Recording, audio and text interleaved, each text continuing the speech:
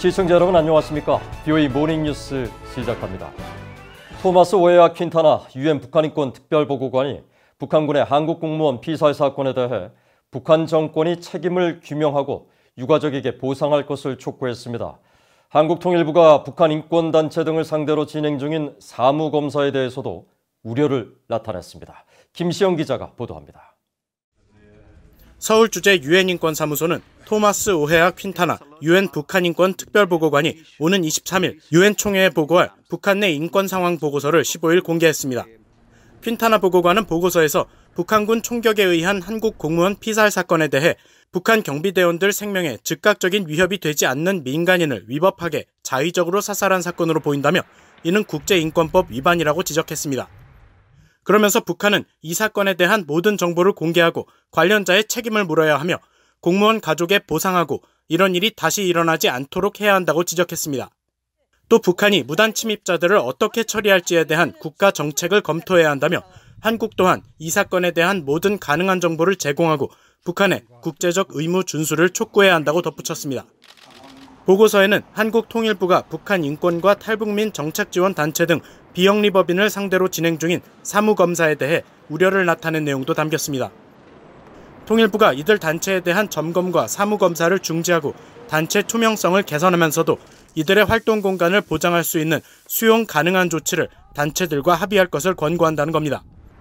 한편 퀸타나 보고관은 신종 코로나 바이러스 상황 속에서 국제사회 제재와 북한의 강도 높은 방역 조치가 북한 주민들에게 미칠 영향에 대해서도 우려했습니다. 퀸타나 보고관은 전례 없는 신종 코로나 확산 상황에서 대북 제재 체제를 재평가해야 할 국제사회의 책무가 그 어느 때보다 시급하다며 북한에도 폐쇄적인 방역 정책 대신 국제사회와 신종 코로나 대응에 협력할 것을 권고했습니다. 따라서 유엔 사무총장에게 관련 내용을 조사할 것을 요구하는 한편 국제사회는 인권에 부정적 영향을 미치는 제재에 대한 해제를 촉구한다고 밝혔습니다. BOE 뉴스 김시영입니다.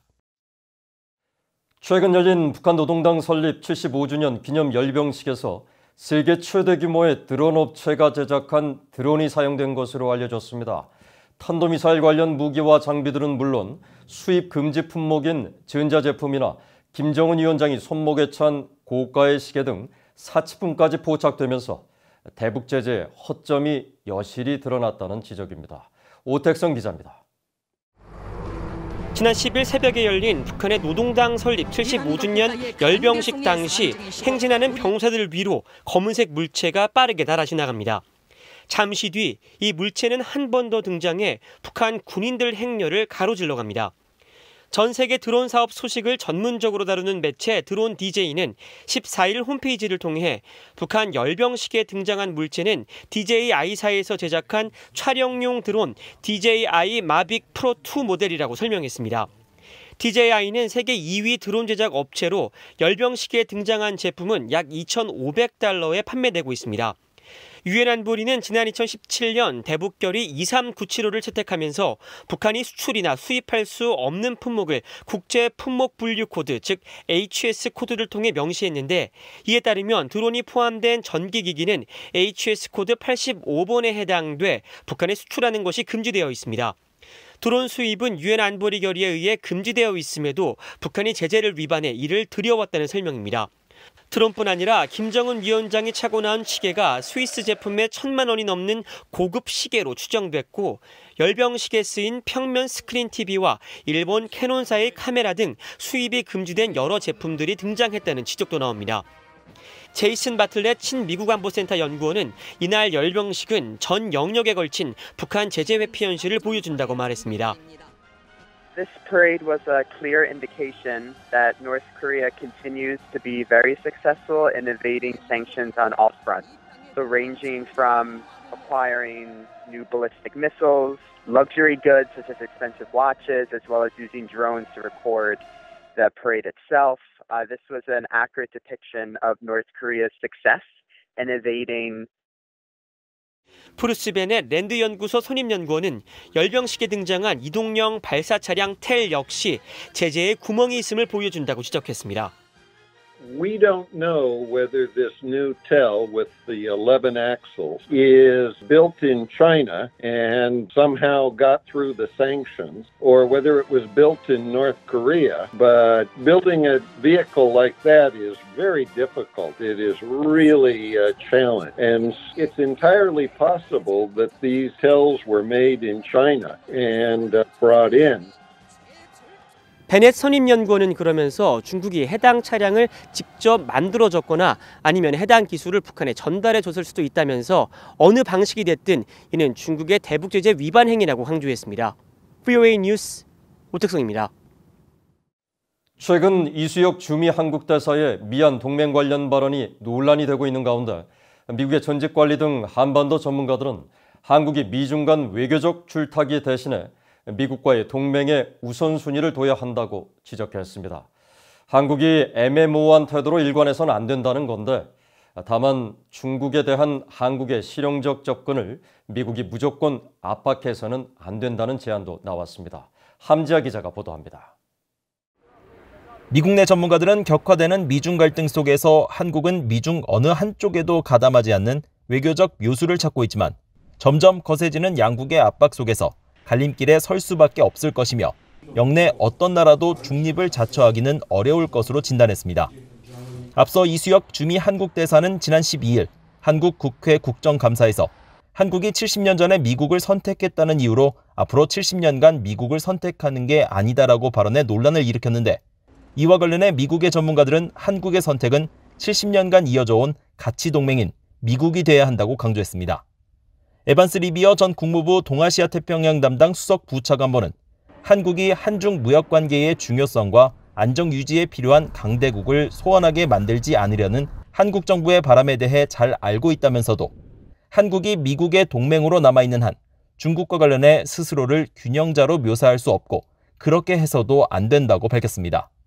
미한 동맹은 민주주의와 인권, 자유, 개방적인 정보 접근, 자유무역 등 두 나라가 공유하는 가치와 이상에 기반을 뒀지만 한국은 중국과 이 중 어떤 가치와 이상도 공유하지 않는다고 강조했습니다. 아울러 미국과 일본에서는 한국이 점점 중국 쪽으로 기울고 있다는 의혹이 존재한다며 특히 미국 대통령이 미한 동맹의 지속적인 가치에 대해 적극 의문을 제기하는 상황에서 한국은 이런 의심을 증폭시키지 않도록 주의해야 한다고 조언했습니다. 로버트 매닝 애틀랜틱 카운슬 선임연구원도 한국이 동아시아에서 중재자 역할을 맡을 잠재력은 없어 보인다면서 한국이 어려운 상황에 직면한 것 같다고 분석하고 미한 동맹 강화를 우선순위로 해야 한다고 말했습니다. 미국은 한국의 독특한 입지를 항상 유념해야 한다는 지적도 나왔습니다. 마이클 오헨론 브루킹스 연구소 선임연구원은 한국이 중국과 운용 가능한 관계를 유지하기 원할 것으로 예상해야 한다면서 한국을 너무 몰아붙이면 밖으로 밀어내는 결과가 될 것이라고 말했습니다.